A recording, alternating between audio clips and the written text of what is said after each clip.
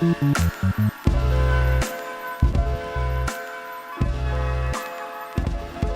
everyone, and welcome to the 38th edition of Stay at Home. My name is Bhaskar Sankar, and I'm the editor and publisher of Jacobin magazine. And I've been joined since the start of this lockdown about, a month and a half ago, by almost every night at 6 p.m. by a left-wing thinker who's been making an argument in the form of a half-hour lecture. Then we've been having a live conversation with people in our YouTube comments box. So if you want to participate in the conversation, just make sure you're logged in and you can put questions for our guest, and I'll read the good ones, or as many as I could get to.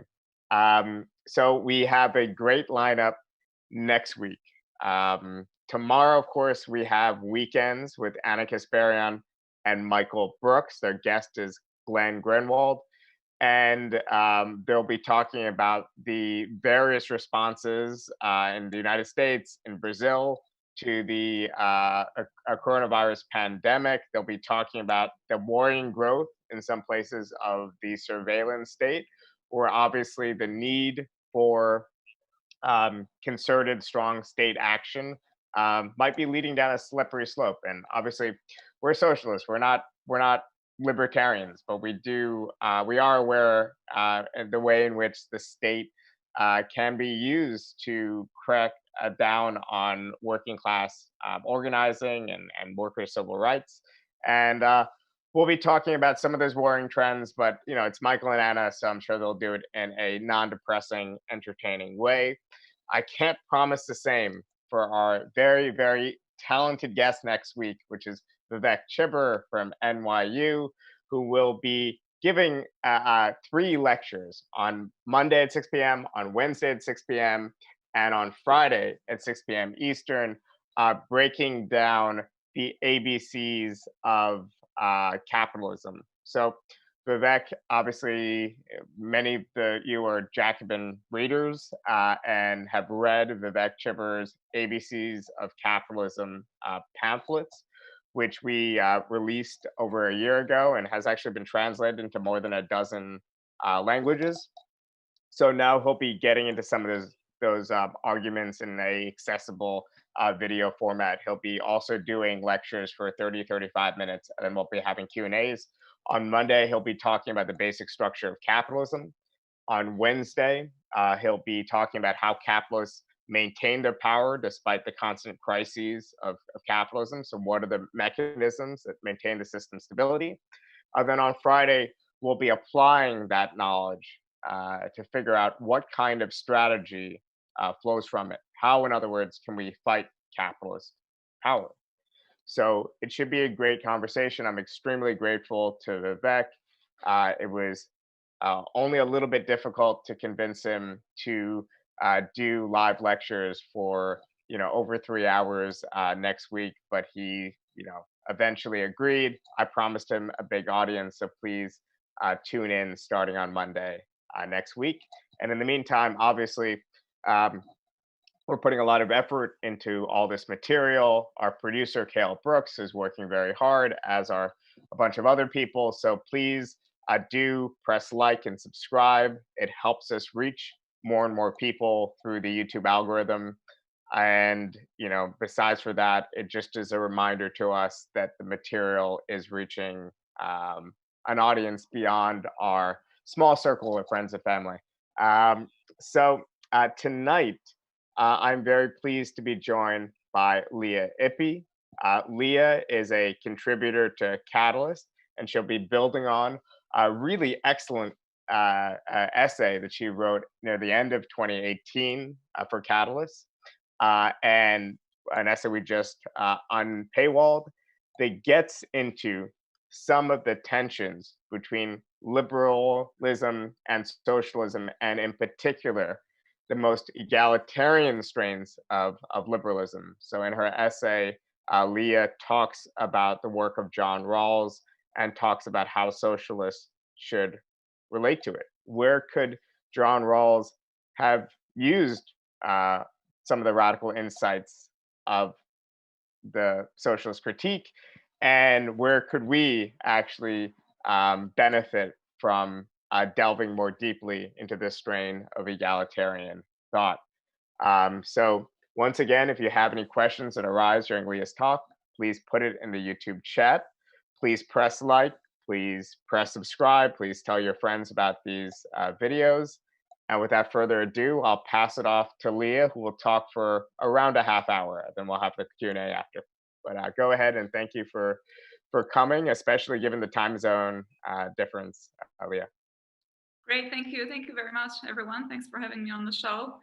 I'm going to start with where you think I might want to end, which is the question that has given the title to the lecture. Does Rawls's theory of justice require socialism? And the answer is yes, absolutely. And why is it yes? Well, this part of the answer is actually not very complicated. The reason it's yes is that Rawls thought and wrote as much.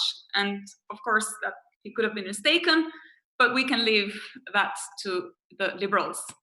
Then there is a second question. Is it important that Rawls's theory of justice requires socialism? And again, the answer is yes. Because between them, Rawls and his followers pretty much cover all interesting developments in Anglo-American political theory for the last 50 years.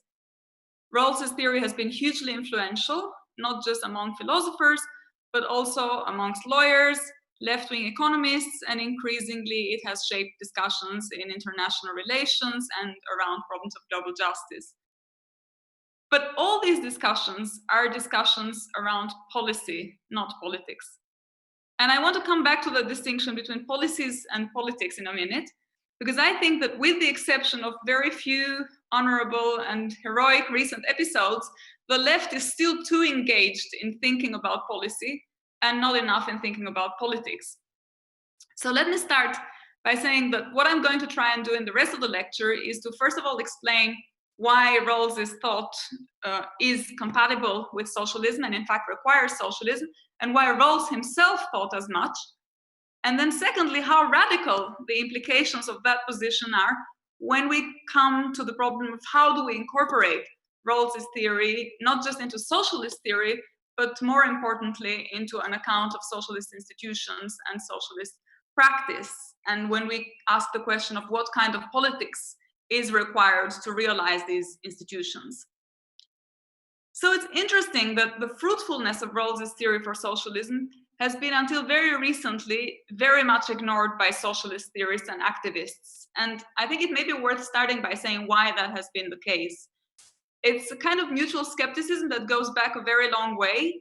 It goes back to some old debates between liberals and Marxists on their morals and ours, but also to questions of whether the socialist critique of capitalism is about justice at all, whether justice has any role to play in the socialist critique of capitalism, and whether any theory of justice that smells a bit of individualism is actually compatible with socialist premises. And that's all unfortunate, not just because of the huge influence of Rawls's thought, but because I think that if we want to adapt socialism and prepare for the challenges of the 21st century, we might want to start with the overlaps between left liberal and socialist Marxist oriented thinking. And once we understand where there is an overlap, we would be on stronger territory when it comes to making space for discussing the issues on which there are obviously tensions. And so my take on this is that yes, there are a lot of important overlaps when it comes to the demands of morality and justice as a matter of ideals, and as Rawls would have called it, as a matter of ideal theory. But there are also really important differences when it comes to addressing the question of political change. What kind of politics do we need to realize these ideals? Now, I also want to alert us to one danger in incorporating Rawls's theory of justice to socialist politics. And the danger is that in doing so, we end up turning socialism into a kind of ideal theory, which is separated from what Marx and Engels would have called the real movement that abolishes the state of things. And I think that is a move we need to resist. We need to defend the distinctiveness of socialist politics and the ability it has to speak to the current circumstances of injustice. And I think we have to insist that thinking morally about socialism can't be abstracted from thinking politically about it. So the challenge I want to briefly try to articulate at the very end of this lecture is how to extend the liberal egalitarian analysis of justice to a critique of the state, to a vision of an alternative anti-capitalist international order, and to the kinds of political institutions and movements that should realize these ideals of justice. And getting to that point requires a more constructive engagement with liberal egalitarianism. So in that spirit, I'll start by saying a few words about Rawls and about the theory of justice. So what does the theory of justice try to do? It asks the question of what does living in a just world require? And it answers it by saying that it requires an organization of social and political institutions that reflects two very simple ideas, what Rawls calls the principles of justice. The first one is a principle of equal basic liberty, which says that each person has the same claim to a scheme of equal basic liberties compatible with that of others. And the second one is about social and economic inequalities.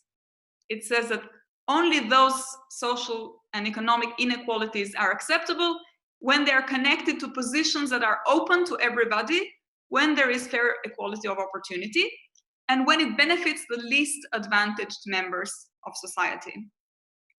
So this is the philosophical core of the theory of justice. It's a conception of justice that is called justice as fairness, which is based on these two things: equal freedom and then equal opportunity combined with the priority of the least advantaged. So now let me come to the problem of what kind of institutions could realize these ideas.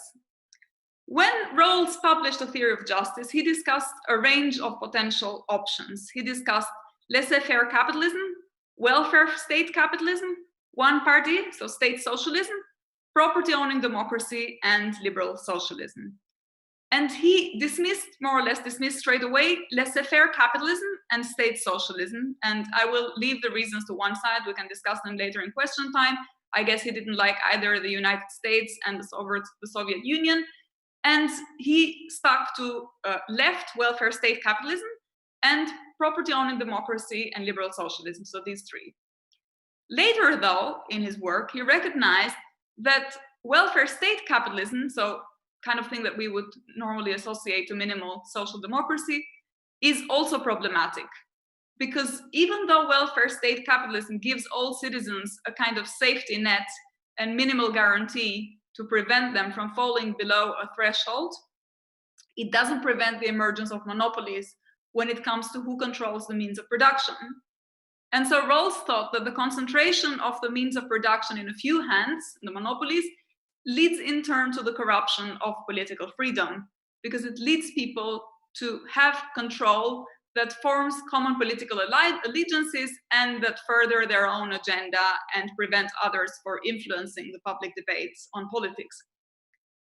So what I think is really interesting here is that Rawls thinks that even under a welfare state capitalism, so even under what we might now call the best form of social democracy, the prospects of parliamentary democracy furthering equal freedom and opportunity are very slim, because the owners of the means of production can continue to control the political agenda.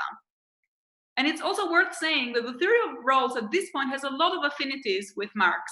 And it's also important, I think, to emphasize that these are not just overlaps on the question of whether capitalism is exploitative. It's obvious for Rawls that capitalism is exploitative. And Rawls clearly thinks and says as much. What's the important overlap is on Marx's critique of bourgeois democracy in the Jewish question, where Marx talks about the abstract nature of rights, laws under bourgeois democracy, and the implications that this has for the oppressed.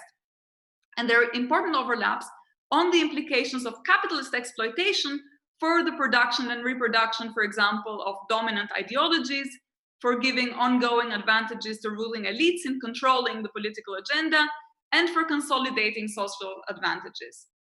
So Rawls insists that political freedom should have a fair value. And he emphasizes that that fair value is reflected in a society in which citizens have an equal chance of occupying public office or influencing government policy, regardless of the economic and social class that they belong to. However, Rawls also explains welfare state capitalism is unable to guarantee this.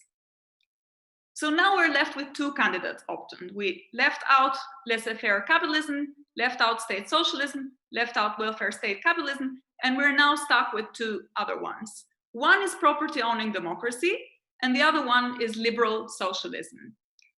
Unlike welfare state capitalism, both of these things are better at preventing the formation of monopolies of power, and welfare state, liberal socialism and property owning democracy give citizens a share in capital and land sufficient to prevent the formation of concentrations of wealth and power.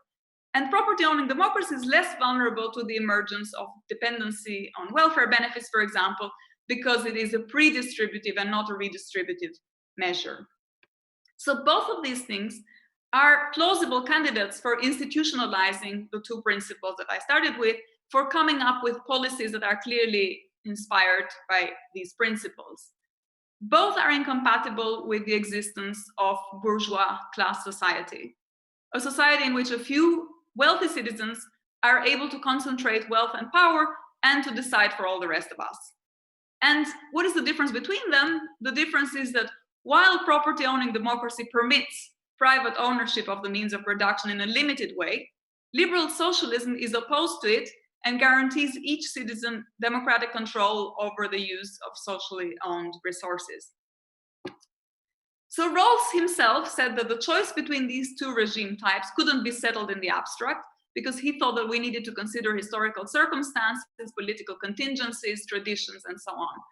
And a lot of scholars and academics have going on to argue that if we take seriously Rawls's ideal of justice as fairness, liberal socialism is a superior model to property owning democracy. And the reason it is superior, they say, is that liberal socialism requires the common ownership of the means of production is constitutionally guaranteed.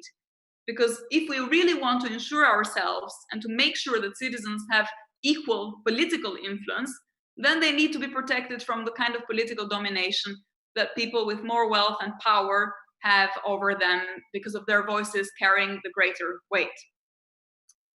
So Rawls does mention some measures that are supposed to ensure that citizens have roughly equal power and chance of affecting political outcomes. So he talks about concrete examples such as public funding of elections, limits on campaign contributions, more equal access to public media, regulations on freedom of speech and press, and so on.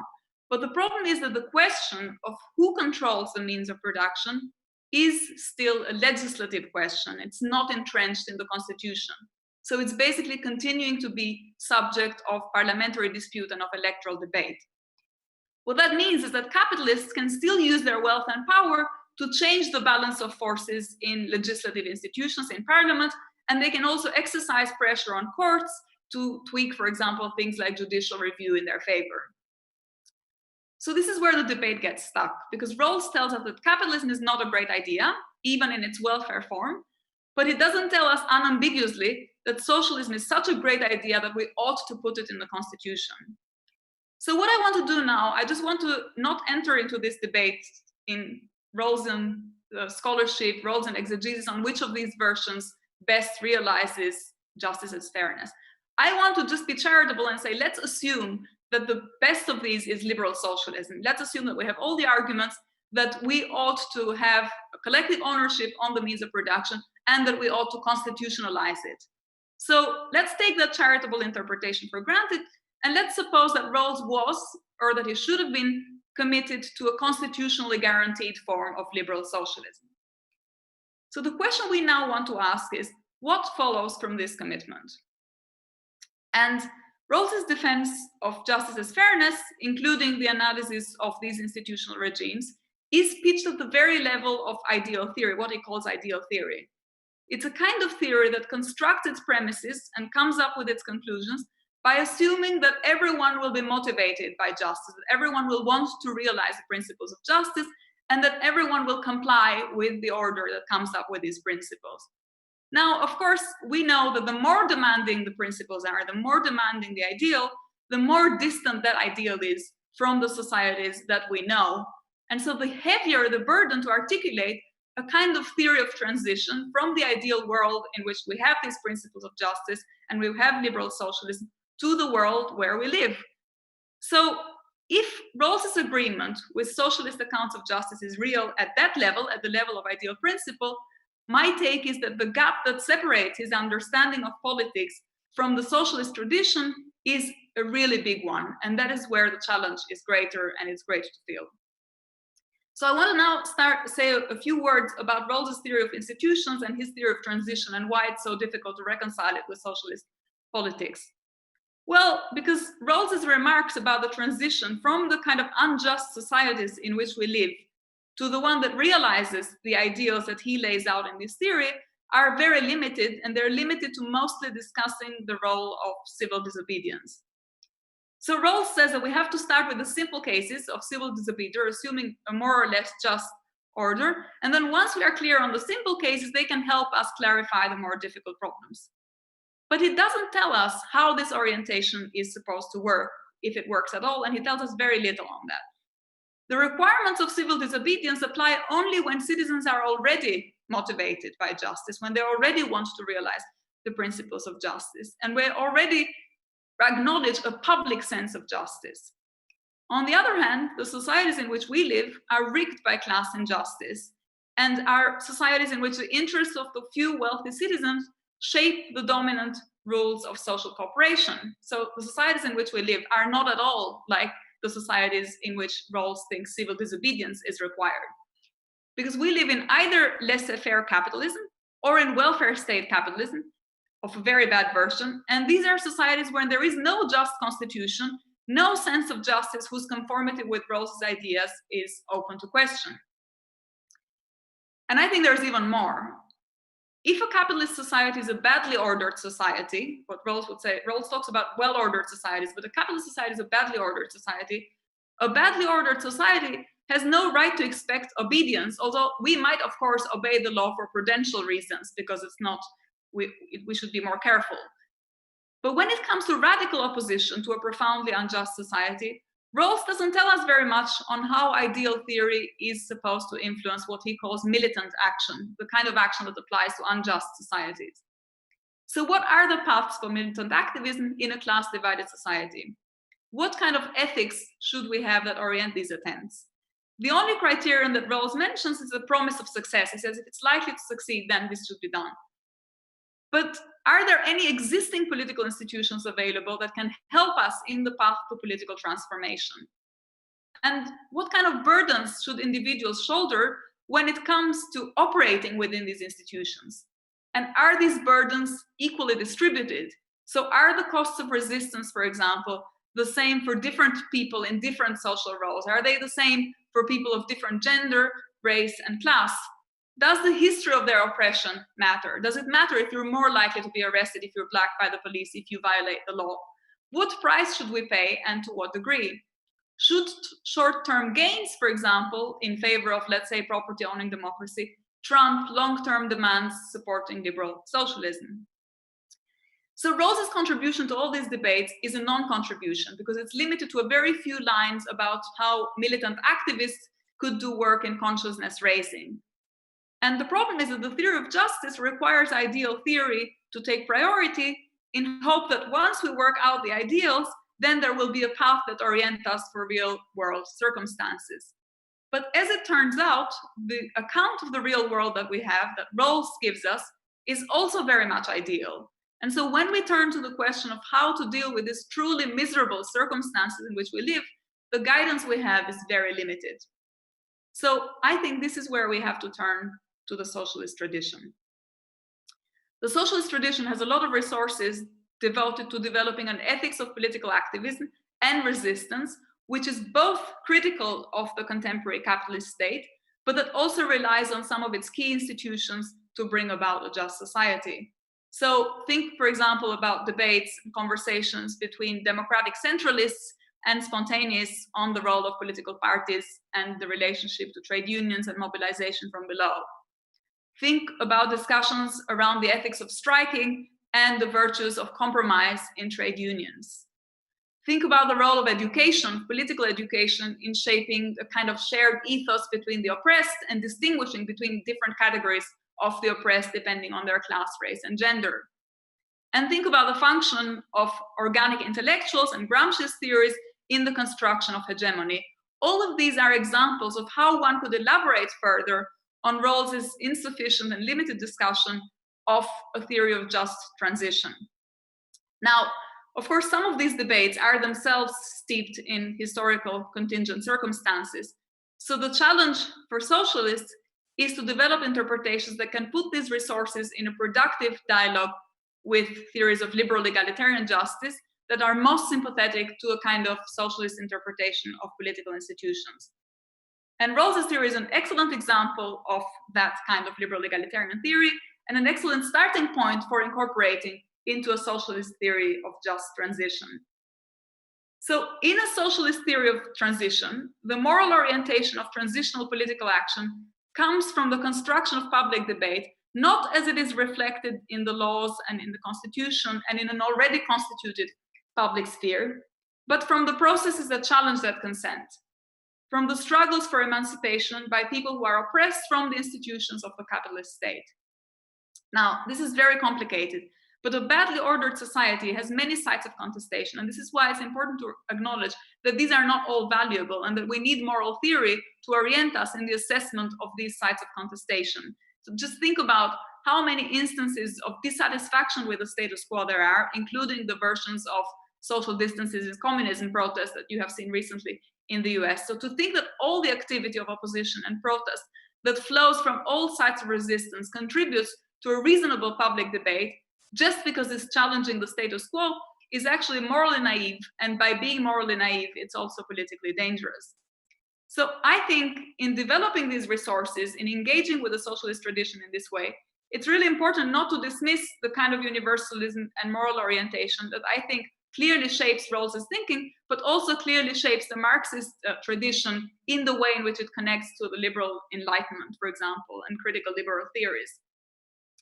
So a moral assessment of politics is necessary, I think, to distinguish from desirable from non-desirable states of affairs, as well as the kind of activism that is more or less conducible to realizing the goals of justice.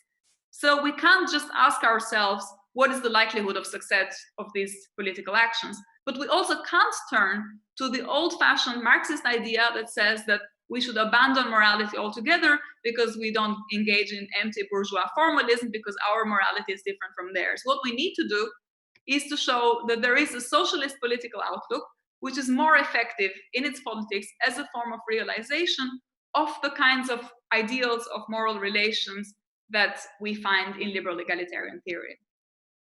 So I think the mission and the challenge for socialist theory is not to abandon moral criticism altogether, but to show us how it's not and it can't be realized in the liberal institutional models that fail to make a clear break with capitalism as a way of organizing social relations, as well as Rawls insists, even in its welfare state form. And to do that, we ought to think about politics and not just policies. And the tools of critique should be applied not just to capitalist economic relations, but also to the political forms that keep it going. For example, turning our efforts to a critique of the state and to accounts of politics that try to democratize not just the economic sphere, not just economic relations, but also bureaucratic hierarchies in the distribution of offices and social positions. And related to these topics, I have one final thought, which I also think is the most important and the most challenging.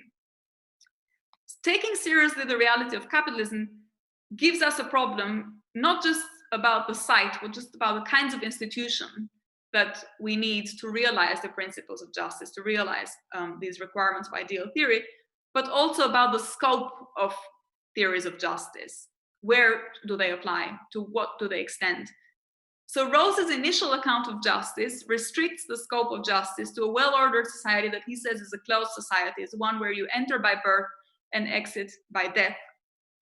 And Rawls is characteristically ambiguous about the extent to which we should associate this kind of description to what we know as the nation state.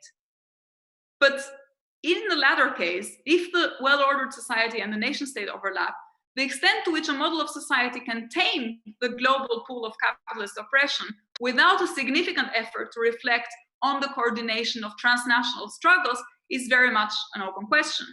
So if we are to go by anything other than our historical experience, any institutional realization of either property owning democracy or liberal socialism in isolated societies would require a degree of closure and border coercion that would be unfair to those struggling against capitalism in other parts of the world. And I think the recent pandemic situation has shown some of these challenges really well.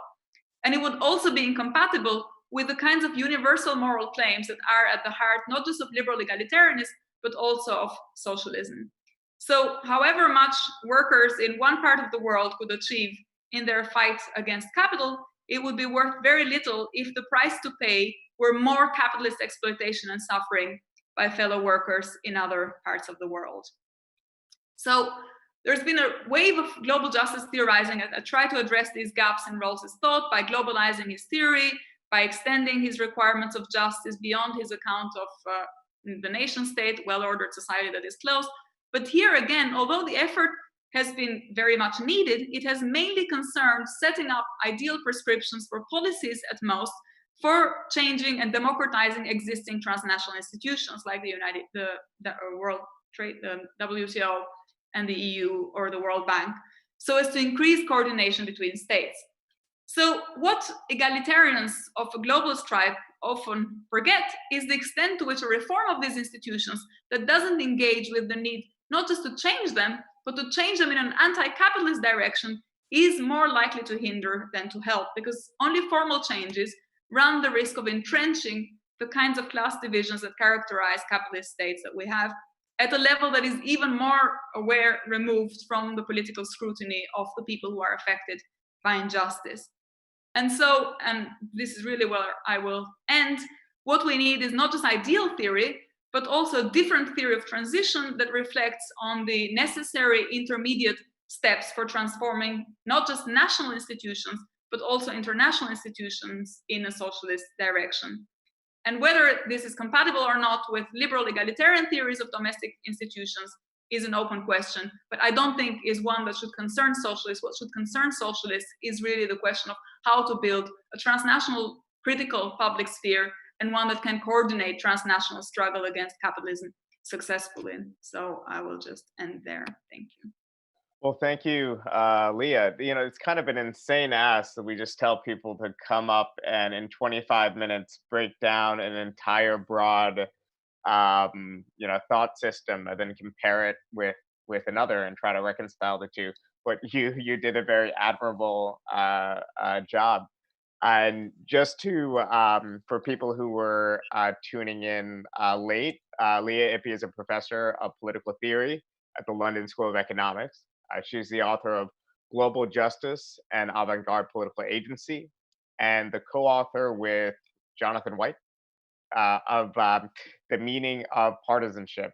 And she's right now, we're I guess a matter of months away from the release, at least in some languages, of a memoir that she's written called Free, about the transition in Albania from communism to capitalism, and hopefully we'll see that out soon. I'm looking forward to reading that. To everyone else, please do just press like, press subscribe. If you have questions for Leah, please put them in the chat. I'll start going through the questions now. But in the meantime, while I'm kind of calling through the questions, I'm wondering whether you could talk about Rawls's engagement with Marxist analytic philosophers. So it's not like he's obviously very aware of not just Marx, but Theory of Justice comes out in what, 71 or 72. So that's at a period when there's this famed kind of Marxist takeover of large parts of the discipline, or at the very least, there are all of a sudden lots of prominent Marxist analytic philosophers. So I was wondering whether you could talk about how much direct engagement did Rawls have with their arguments, and to what extent, and what was the nature of their criticisms, to the extent they had it, of Rawlsian thought. In other words, was it them saying that his defense of forms of private property or his vision of the nation state? Was it just criticisms of that, or was it along the vein of he's pushing the right direction, just doesn't go far enough? And I think that would, in general, be our approach to liberal thought as a whole. It's not like we oppose the freedom of speech or all these other so-called bourgeois rights. We actually want a society that can actualize them. We want to be the true liberals in the sense of actualizing liberal rights in a different sort of society. So while I go through the questions that have been asked, do you want to start with any part of that? Yeah, so I mean, when the theory of justice came out, it made a splash. It had so many questions that it discussed that there were both kinds of reactions on the side of Marxists. There were those who thought that the theory of justice was too abstract, too moralized, and because of the kind of requirements under which Rawls described the so-called choice situation, the choice in which the people would decide about what kind of principles of justice should we organize our societies, on what basis. And because Rawls said, well, we have to assume that we are behind a veil of ignorance, where we don't know who we are. We only know our kind of general historical conditions, but we don't know the particularities of our position. Many Marxists thought that this was preventing the oppressed, the working class, and so on, from actually acting on the basis of the awareness of their class situation. And so they didn't see the value of having this kind of more general, more abstract exercise in which we think about a kind of conception of justice that is an impartial one, where it's necessary to abstract from your partiality in order to come up with an account of justice that can be justified to everyone. So there was that side. There was a part of Marxists who were hostile and skeptical about the theory of justice, precisely because they thought that Rawls's theory of justice concealed some important elements of Marxist critique, including the ones that had to do with taking into account very seriously the standpoint of the oppressed. On the other hand, there were the more analytical Marxists that had a more sympathetic engagement with Rawls, because they had a shared concern for the question of justice. They also read Marx as an author that had important contributions to make to the problem of, is capitalism a just society? And if it's not a just society, then where does injustice lie?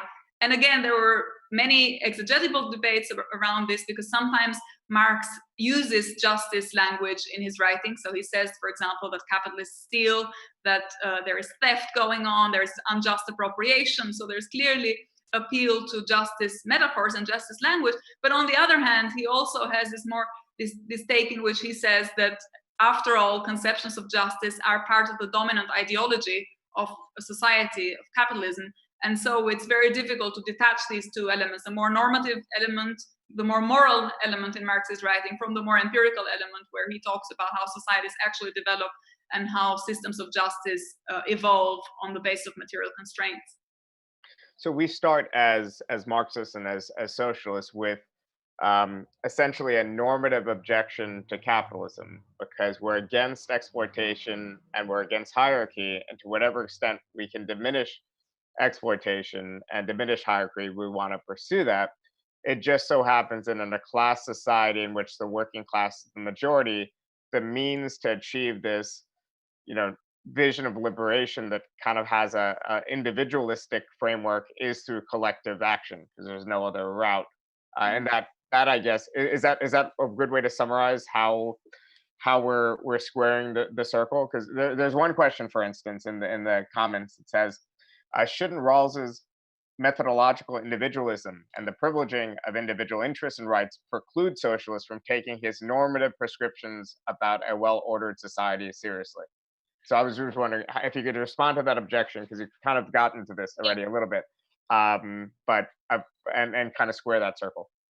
Yeah, so that question is, what do we mean when we talk about individualism? What is methodological individualism? There are important parts in Marx's writing in which Marx says that the discovery of the modern subject, now we call it individual, the discovery of modern subject is extremely important for overcoming hierarchies of rank, for overcoming all kinds of imbalances and inequalities that existed before capitalist society. That in one way, the great contribution of capitalist societies compared to older slaveholding societies or feudal societies was that it put the modern subject at its center. And by that, he means the individual. The modern subject is the individual. And so, but it's an individual, not as an individual understood as someone who is kind of embedded in their circumstances, but an individual understood as a kind of abstract position as the point of view from which we then consider from an impartial perspective the insights and the concerns of all other people around us. So that is a central insight into the tradition that preceded Marx, which was a kind of the Enlightenment tradition, the liberal tradition, with which Marx engaged and that he developed further. Now, what Marx added to that was a philosophy of history, which he was borrowing from a different tradition, which was the kind of German idealist tradition. But the idea that this modern subject, that the subjectivity is at the center of this philosophical new, radically new philosophical outlook, I think is something that Marx shares with, for example, Enlightenment theorists like Kant and Rousseau and what have you. So I don't think the difference is there. And Rawls continues that tradition. So there's another question in the comments that I'll just read to you verbatim. It's from Nora. I guess I'd be interested in what Leah thinks about some of Juiced criticism that Rawls actually undercuts straightforward appeals to egalitarianism by shifting the discussion from does A have grossly more than B to would B have even less if A had less. The result of this is the burden of proof is shifted to the have-nots instead of the haves. So I was wondering whether you could give a response to that. I'm probably butchering pronunciations because I myself am a Philistine who can only pronounce the names of Detroit Pistons basketball players in the 1990s. But I'll let you take that one. Well, I mean, so Rawls's theory of justice raises many questions. It raises questions around the relationship, for example, between need and desert. And it can also be appropriated from a non-socialist perspective. It can also be appropriated from a libertarian perspective. So as I was saying earlier in the lecture, we are engaging here with Rawls in the most charitable way and saying, look, there are parts of Rawls, for example, those parts in which he talks about the institutionalization of the principles of justice that are clearly amenable and clearly compatible with a socialist outlook. And then the question is what follows from there.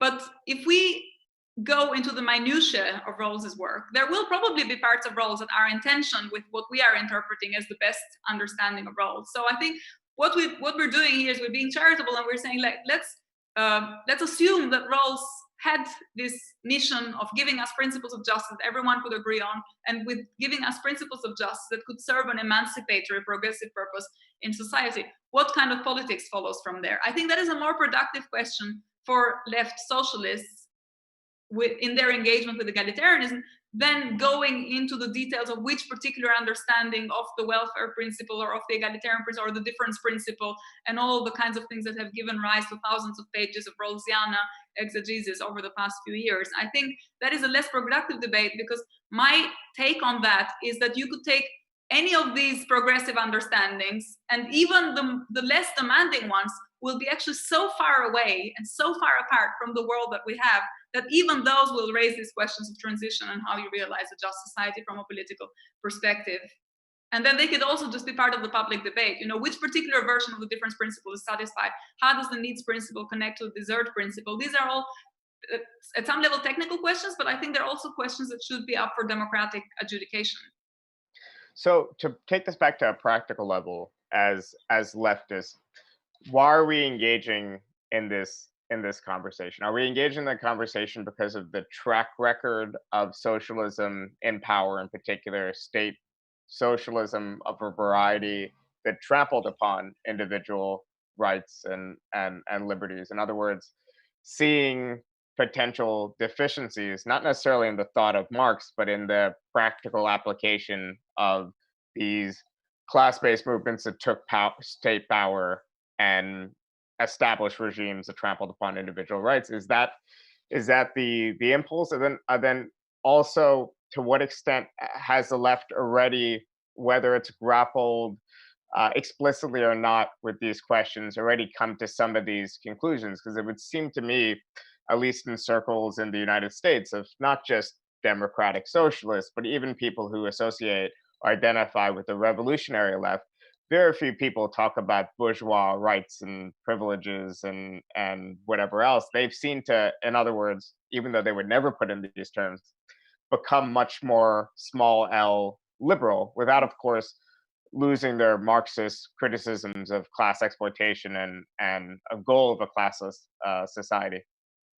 Yeah, so the way I see it, we do this to recover an understanding of socialist politics, which is grounded on socialist morality. And I think it's really important to use all the resources that we find in the moral tradition, the moral philosophical tradition, in a way that recenters Marxism in this trajectory that is an Enlightenment trajectory that starts with Rousseau, continues with Kant, continues with Hegel, and goes on to Marx, and then sees the socialist understandings of Marx as developments of that sort of philosophical analysis. My concern is that Marxism has a lot of resources as a social theory, but not sufficiently developed, partly because of the way in which Marx engaged with the philosophical tradition for reasons he wanted to engage with the philosophical tradition in that way. We don't have enough moral resources, and drawing these parallels and establishing these bridges with liberal egalitarianism helps us build and consolidate a kind of moral critique of capitalist societies that we can then complement and add and integrate with the social theory that we already have from Marx, and which we also will need to adapt, obviously, to challenges that are there and that continue to new challenges. So I think to answer your question very simply, why are we doing this?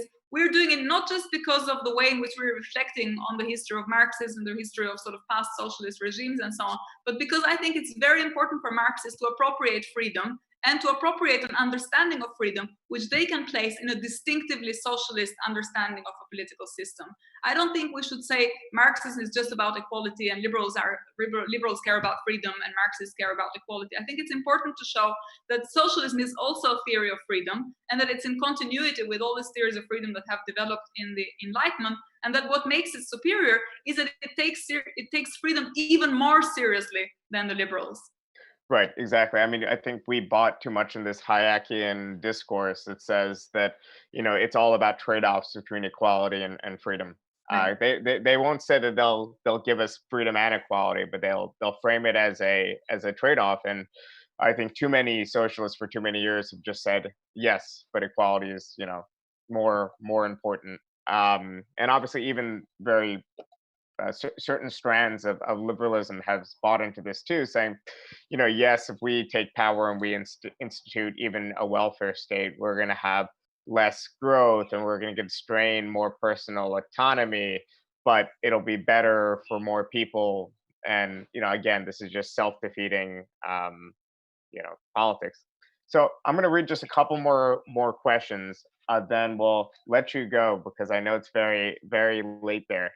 So there's a question from Dominic.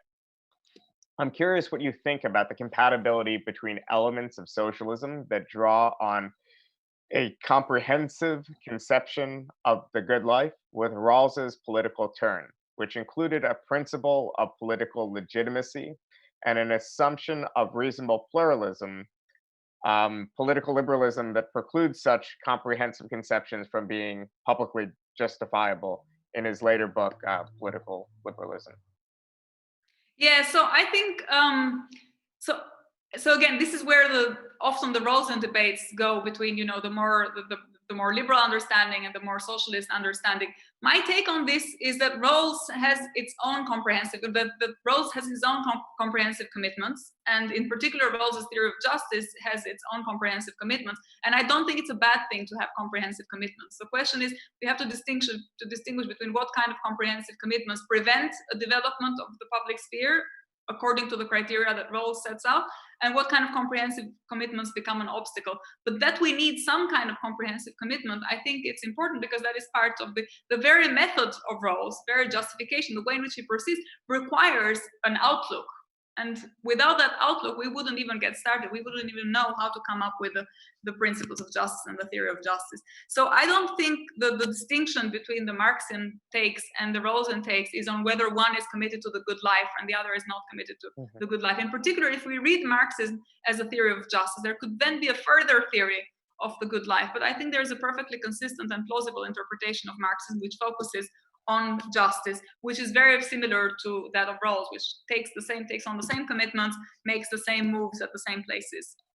So I guess I'll leave you with one last question, which is, what would you recommend that people read as far as other Marxist analysis. You obviously have a great Catalyst essay. There's a William Edmondson Yeah, book. that was the one that I was going to suggest. It's Mhm. William Edmondson, John Rawls, Reticent Socialist, who makes the case for why Rawls would have had the liberal socialist theory, why he should have been committed to a liberal socialist theory. And Martin O'Neill and Tad Williamson have done excellent work on property owning democracy, which is also very much worth, and Alan Thomas also very much worth revisiting if one is interested in these overlaps between the socialist tradition and Rawls. Well, Leah, thanks a lot. Once again, that article that Leah wrote in the fall 2018 edition of Catalyst is free from behind the paywall. So please do read it, share it with friends, check out Leah's work. And we're doing these videos almost every weekday at 6 p.m. So please tune in. Next week, we have 3 lectures by Vivek Chibber. I had to use all my pleas and thank yous to convince him to do 3 of them. I'm very grateful for it. That's Monday, Wednesday, and Friday at 6 p.m. And tomorrow we have weekends with Anna Caspera and Michael Brooks. Please press like, please press subscribe. Thank you so much, Leah. We'll let you go and get some rest, but I'm especially appreciative to our European comrades that stay up to do this. Last night we had Anton Jaeger, so check out that video too. And today with Leah.